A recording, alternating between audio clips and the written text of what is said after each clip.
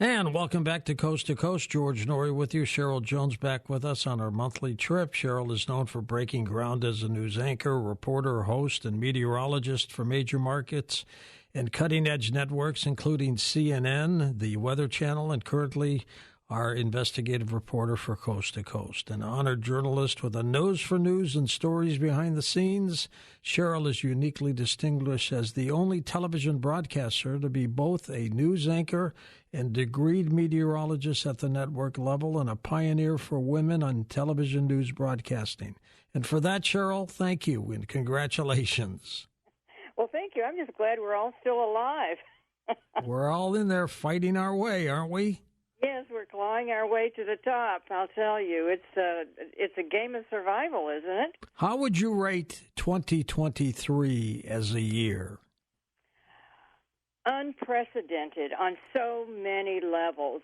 It seems that every time you turn around, something else happens that is not the norm, that sets a precedent, and really very concerning. I think we need to take a real good overview of just what's happening and how it's going to affect us in the long term. You think it's gone by pretty fast this year? It's flown by. What month is this, October already? Yeah, we're rolling into October in another day. It seems like we're time traveling, doesn't it? Absolutely. But with most of COVID's behind us, but the little things keep cropping up. They do, and people are concerned about what's happening in the future and what's planned for the future. I think that's a big concern. And not to forget that we need to keep our eye on the World Health Organization and what they're doing when they're not in the headlines. That's the problem. There's so many distracting stories that sometimes we lose sight of big things that are really happening 24/7 when people are sleeping. Well, I'm looking forward to this report tonight and also your reports in October, November, and Christmas area time as we get close to that. That's right. We have a lot going on, George. We're always in search of more answers. Tonight it's about citizen science with a passive radar UFO detector. Is citizen disclosure that we're not alone in the universe possible? Can citizens find proof that we're not alone with independently gathered scientific evidence? My guest tonight, Mitch Randall, has expertise in engineering, artificial intelligence, and radar. He's CEO and Chief Science Officer of Ascendant AI Research, a Harvard Galileo Project research member, and believes citizen disclosure with independent proof without waiting for official government confirmation of other non-human life in our universe is now possible through a nationwide citizen network. That's with Skywatch Passive Radar UFO Detector. That will also cross-check UFO data with the National UFO Reporting Center with Peter Davenport to detect real-time, non-human UFO flight patterns, he says, and put this critical information in the hands of the people. Listen now to our conversation. Hello, Mitch. Welcome to Coast. Thanks for having me on. A pleasure to be here. For listeners who may not be familiar with your work, Mitch, tell us just a little bit about what you do. Well, my background is engineering and physics, and I'm primarily an instrument development person. So I used to work at the National Center for Atmospheric Research, where I developed scientific instrumentation for weather scientists. So I built airborne and ground-based radars and bistatic radars for weather research. And these have been fielded all around the world. My interest in this subject goes way back. I've been interested in this for a long time. I've been following a lot of stories, watching pretty much every documentary that's ever come across TV and a lot of the videos that have been made. And then more recently, got involved with the Galileo Project. And what did you do with the Galileo Project? So the Galileo Project, it's a really, really, really exciting mix of very talented people. They wanted to point their telescopes and their instrumentation at whatever's flying in the sky. So they need some kind of sensor that's going to detect where they are going to point. And that was my interest in getting into the Galileo Project, is I know the sensor that they're going to need. And that became Skywatch. Terrific. We'll be talking more about Skywatch, your passive radar designed to help citizens search for UFOs. But first, what's your quick response, Mitch, to the continuing information coming out from the official UFO UAP hearings? I think it's exciting. I mean, for one thing, when you're really well read into this subject, it's not like anything surprising came out in the hearing, but just the idea that it's now part of the congressional record, that, regular folks are going to hear about this through the regular media. That's very, very exciting to me. I do like, too, that there's actually some confrontation. There's David Grush saying, hey, there's this information that points towards extraterrestrial craft. And then you have, Sean Kirkpatrick saying that, there's no indication of extraterrestrial objects or whatever. And so now we have actually something we can run down. This is a very serious thing for Congress, right? I mean, if we're being misled, we want to know what's going on. So I'm pretty excited. This is going to go somewhere. We don't know exactly where. Tell me a little bit about Skywatch. Where did the idea come from? What is passive versus active radar? Why is it a network? And what area does it cover? A really critical feature of Skywatch is it is the instrument that's really going to help do citizen disclosure. We'll really be able to detect UFOs and distinguish them from man-made objects. This idea came from Peter Davenport in the late 90s. Peter Davenport recognized that there's only so much you can do if you don't have radar data, and the government has a monopoly on radar data. But if the citizens could have that radar data in their hands, it's a whole different story. And Peter Davenport promoted this idea, but the technology didn't get turned into an actual product until I came along. So I joined the Galileo project and went ahead and made the first prototype of that. The idea of a passive radar, though, is critical here because you can't expect regular citizens to put a giant radar transmitter in their backyard with a big dish and all this. Passive radar is very different. Passive radar piggybacks off of transmitted energy that's already in the sky from FM radio transmitters, from TV transmitters, et cetera. There's already transmitters transmitting into the sky. So you can make a radar operate just by receiving the echoes from that already existing energy out there. And then what we do is we make this into a network so that, citizens around an area or whatever, they can have multiple of these receivers. And from that, you can detect actual position, just like regular radar would show you a plan view, like a map that would show where objects are. Mitch, what are you trying to accomplish with Skywatch, with citizen disclosure? Don't we already have it somewhat with all of the photos, videos, and witness evidence that we have and the government radar? Disclosure is very special. Disclosure is basically an agreement that everybody agrees on the same thing and the controversy isn't there. I mean, if the president comes up and says into a microphone, aliens have landed, then by the time that has happened, the scientific community is on board, the hearings have been had, and the public accepts that as an answer. But unfortunately, we're seeing this disclosure that's happening in the hearings going towards the direction of disclosure. But that's not like there's no controversy. I mean, some people are saying that, this is a psyop and we don't know if this guy's actually got evidence. And I just heard that maybe the witnesses are backing out. So you never know what's going to happen. But the point of Skywatch is to put disclosure in the hands of the citizens. And how does that happen? By giving citizens radar data. But the idea is there will be no controversy when radars are detecting objects flying in the sky, doing things that humans can't. How does one distinguish with Skywatch between human-made and non-human-made objects? For Skywatch, we're looking for something very specific. We're looking for what we call objects outside the paradigm of science, or OOPS. OOPS is very special because let's say that a UFO emits some radiation and some scientific instrumentation picks up that radiation. Okay, that's interesting, but we can generate radiation. So that's not something that we can say, oh, that must be extraterrestrial because of that radiation. In fact, we kind of identified, or, I should say ATIP has come forward and said, here's 5 observables. These are the things that we see that these craft do that make them very special, make them stand out, or make them an anomaly. The 5 observables, we have low observability is one of them, for example, which means its signature might be invisible in either radar or optical. But we do have things that can do that. So humans know how to make low observable aircraft. Another one is no control surfaces or lack of means of propulsion. But we do see balloons in the sky. So we see that these balloons don't have any they don't have wings. They don't have some flame shooting out of them. So humans can make that. So if you go through all the 5 observables, you get down to one that's called instantaneous acceleration.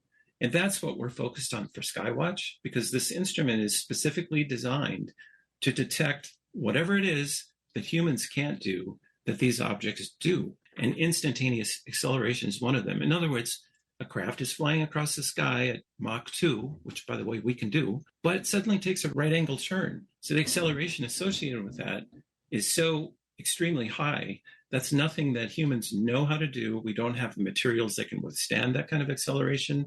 We don't have a propulsion system that can do that.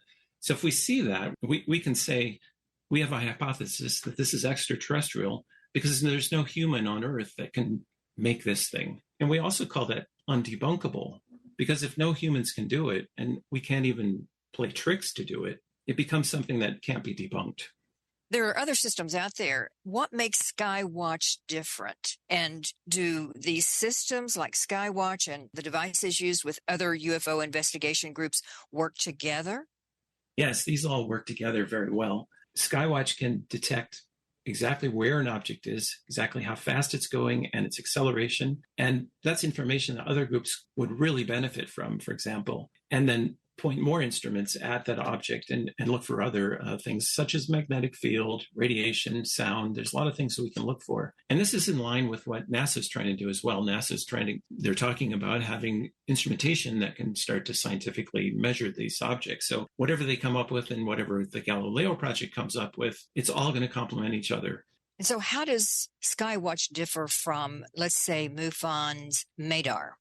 MADAR is not actually locating an object. This is the one thing that is really important about Skywatch. The Skywatch is a unique instrument that can, on its own, detect and distinguish an object as an extraterrestrial object, or at least an OOPS. One of the things MADAR does is look at magnetic field. So if they do see a magnetic field anomaly, and let's say that there's a network of MADAR, and they see it go from state to state to state, that's interesting. But that's not something that you could publish in a scientific paper and the entire world would agree that that was an extraterrestrial object.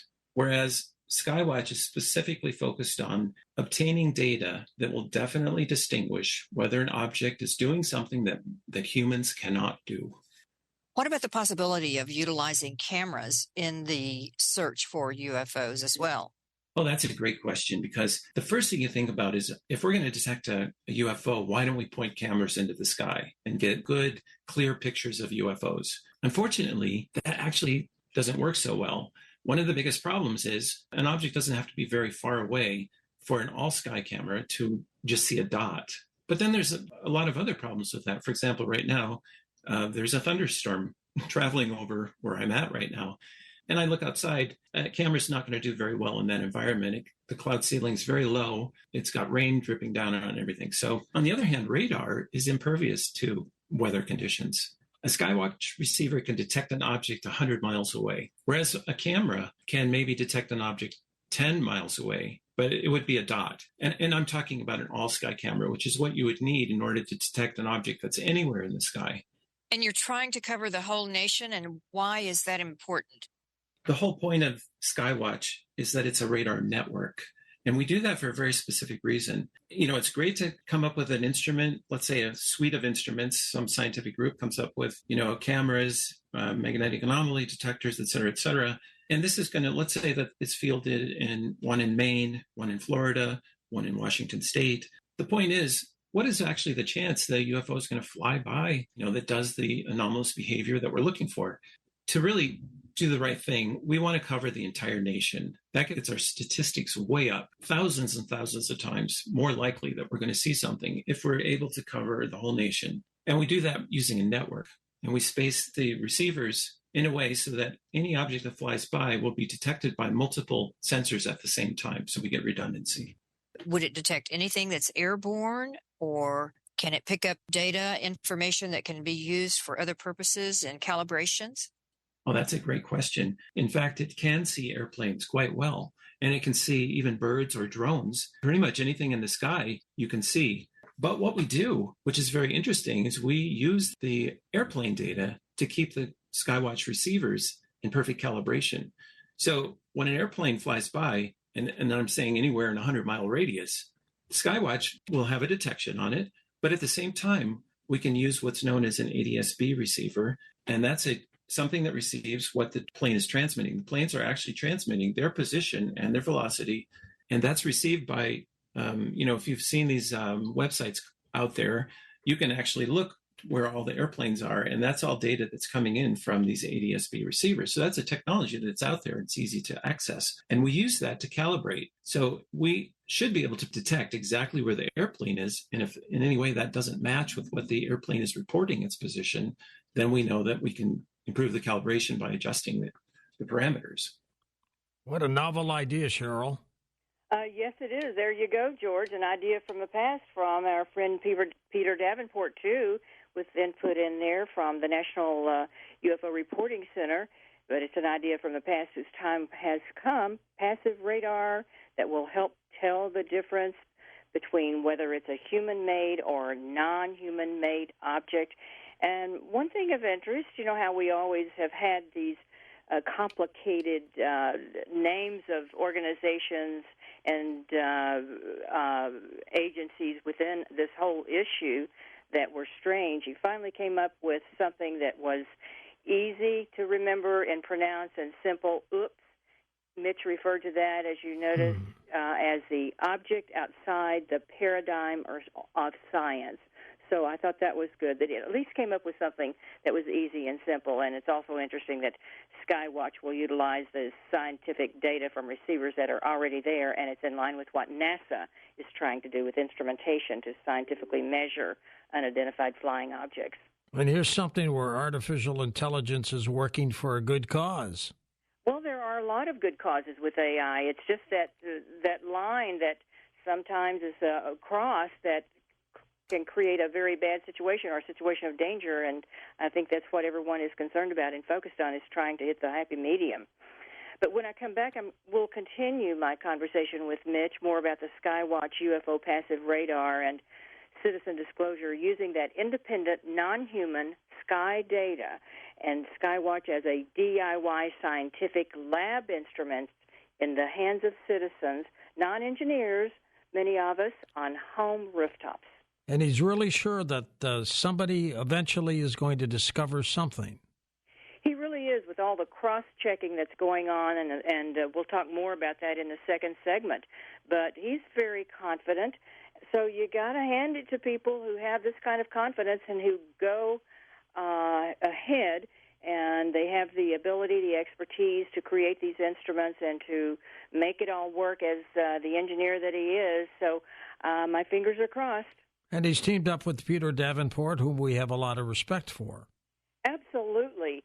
And there's an app, too, that they're working on that will be incredible. If it all comes together, and he has no reason to think it won't, that should be available in the not-too-distant future. All right, we're going to come back in just a moment with Cheryl Jones on Part 2 right here on Coast to Coast AM. Next hour, we open up the open lines. And welcome back to Coast. George Norrie along with Cheryl Jones. Cheryl, have you ever seen anything that you would say might have been a UFO? I've seen something that fits the description of one of the 5 observables, and that is acceleration, instantaneous acceleration, where a light in the sky just immediately makes a right-hand turn, a 90-degree turn, and then disappears. So I've seen that twice. Both times were in Kansas City. Amazing. Okay, go into Part 2 for us. All righty, George. I continue my conversation with instrument developer and entrepreneur Mitch Randall. He's a research member of Harvard's Galileo project, and he built a proof-of-principle prototype of the Skywatch UFO passive radar detector and proved in the peer review that the concept that he has put together, developed, and actually works. And it works by distinguishing between human-made and non-human-made objects in the sky, which Mitch says is the key to citizen disclosure. And that's all in his paper. He was lead author in the Journal of Astronomical Instrumentation. It's linked up in his website and here on Coast, all the details and how that's all put together. And he'll share more with us about how Skywatch will utilize that scientific data from receivers that are already available with the airlines, and how It interacts with other UFO information sources, including NASA, who recently stated it's looking for instrumentation to scientifically measure these unidentified flying objects. So you'll talk about how Skywatch works from rooftops of average people, non-engineers, who just want to keep an eye to the sky and help search for UFOs. So I did ask him if he was concerned about any possible government overreach of the independent UFO data Skywatch, any information that Skywatch might collect. And he had a very good answer. And I asked, what also does this mean to citizen disclosure? More now in my conversation with Mitch Randall. Mitch, is passive radar research such as this accepted by the scientific community? Yes, very much so. Passive radar is not a new technology. Passive radar has been out for a long time. I even fielded passive radar equipment for weather research back in the 90s. It's got some really great advantages. One of them is it's safe. There's no transmitter. There's no energy that it's transmitting that has to be licensed or in any way regulated. At the same time, it's inexpensive too, because it doesn't have that transmitter in there. It's just a receiver. It's just basically a more sophisticated radio receiver. And this allows us to have many receivers. We can make this network relatively inexpensively that will cover a large area like the U.S. How can you verify that you are getting good data with Skywatch? Is it scientific quality? And how can you verify that? The data that Skywatch collects can be verified to be of scientific quality because we are constantly calibrating it with the aircraft using their ADS-B reported positions and velocities. And in fact, as I mentioned before, my career was in making scientific instrumentation for weather radar research. So I understand what that entails. It entails a design that's up to the standards of scientific instrumentation. In other words, it's not going to drift. It's going to be stable. There's going to be a paper written about it that describes how it functions and what its error bars are. So there'll be no question as to the validity of the data that comes out of the Skywatch network. You said that passive radar is a known technology and that it's safe and relatively inexpensive. How inexpensive will it be for consumers when you get it to market? And how many receivers will it take to cover the U.S. in the network that you would like to see achieved? It's hard to put a number on there, and I always like to underpromise and overdeliver. But our plan is to make consumer receivers that are as inexpensive as can be so that consumers can actually afford it and put it on their roof and become part of this network. And we think it would take about 10,000 receivers to completely cover the United States. But it doesn't mean that the system isn't effective until it has all 10,000 receivers. Even a city with 5 receivers can completely be covered because of this 100-mile radius that each receiver has. So we can go a long way with even a sparse network. But our hope is that the cost will be low enough that we can really cover the entire United States. Do you have any idea how low the cost will be? We can't say for sure, but we certainly think 3 digits or under.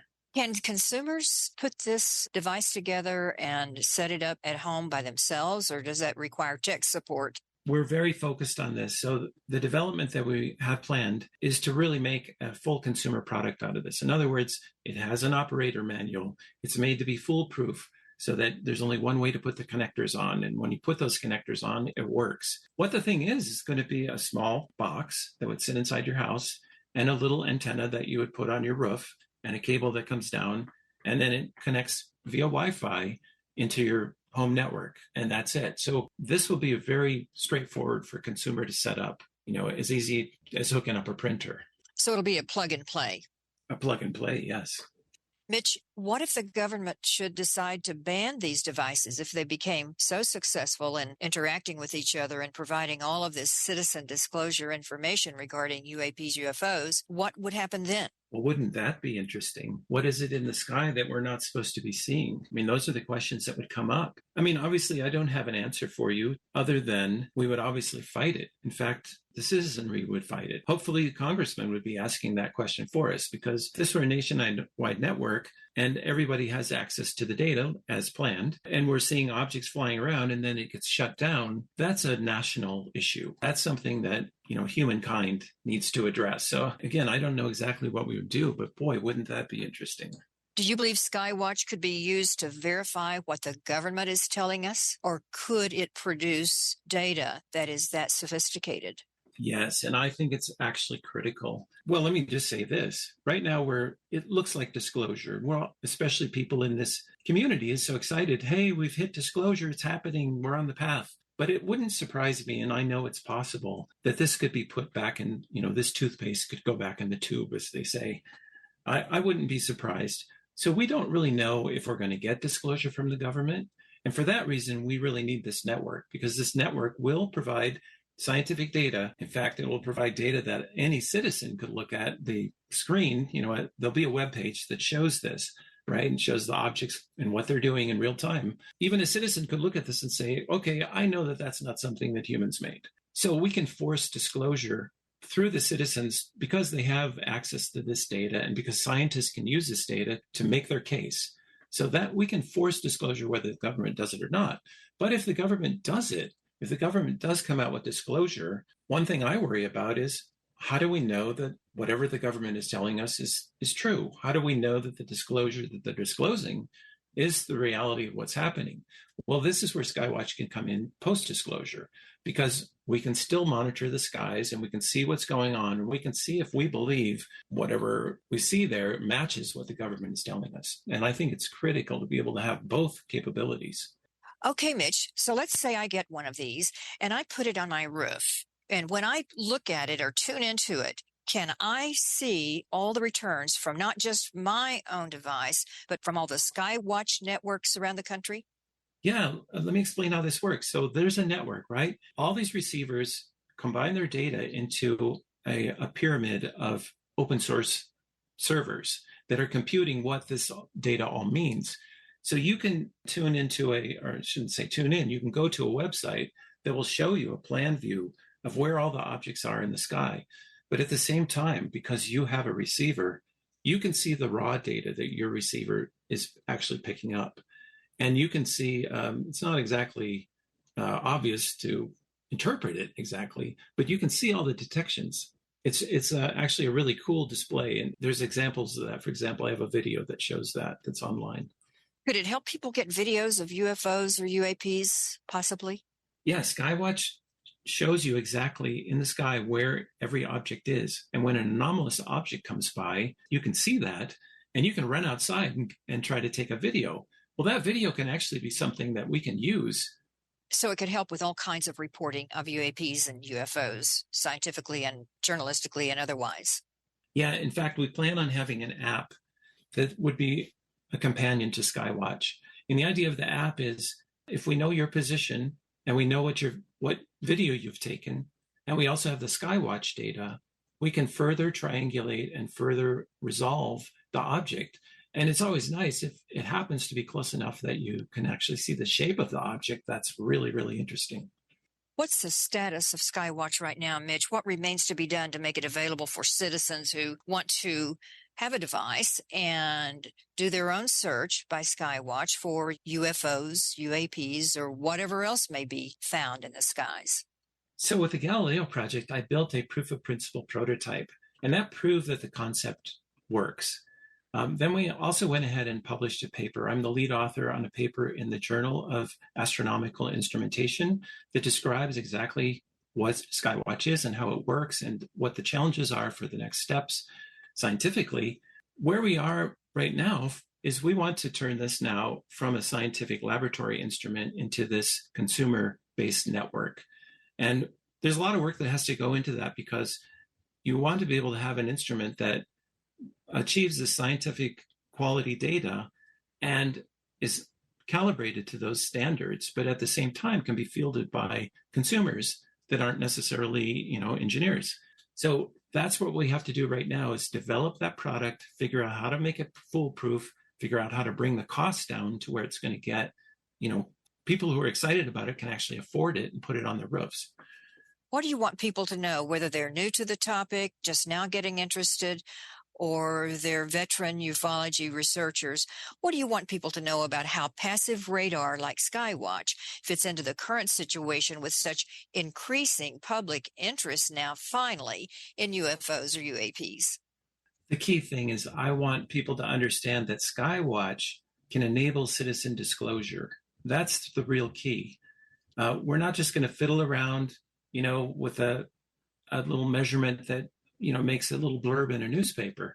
What I'm talking about is this Skywatch network should be able to put disclosure in the hands of the citizens because we'll have the data in our own hands. So we don't have to ask for permission to get this data.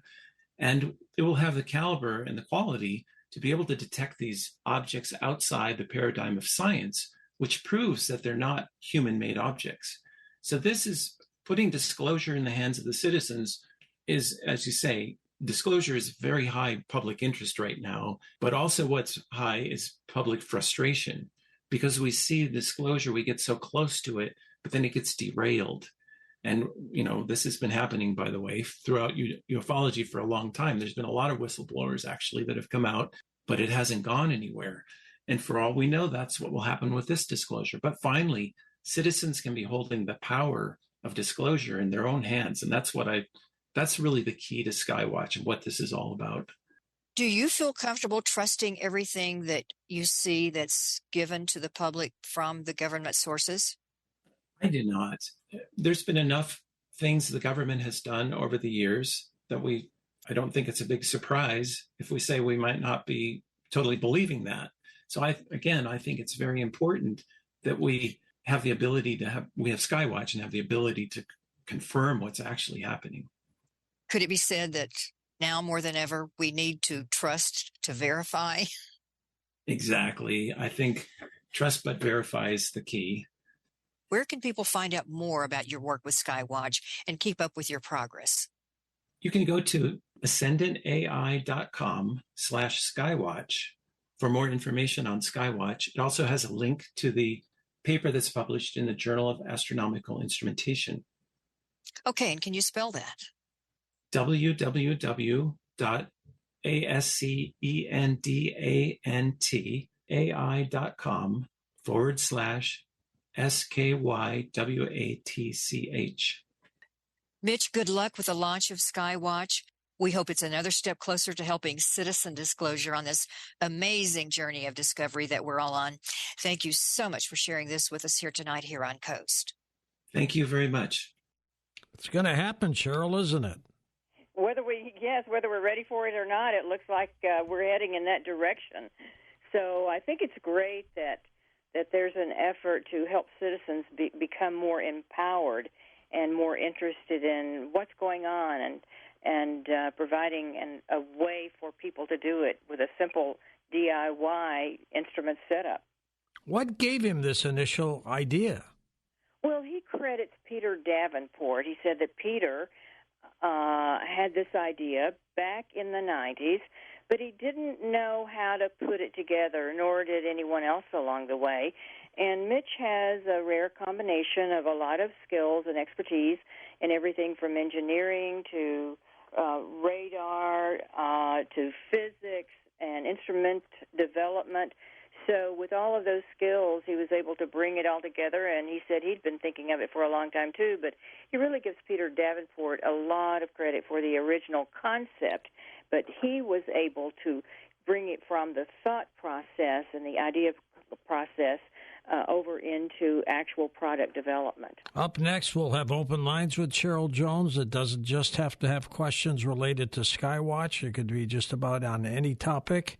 And she'll jump aboard, and I'll be there with her, too, on Coast to Coast AM. So open lines will be next. Don't touch your dial.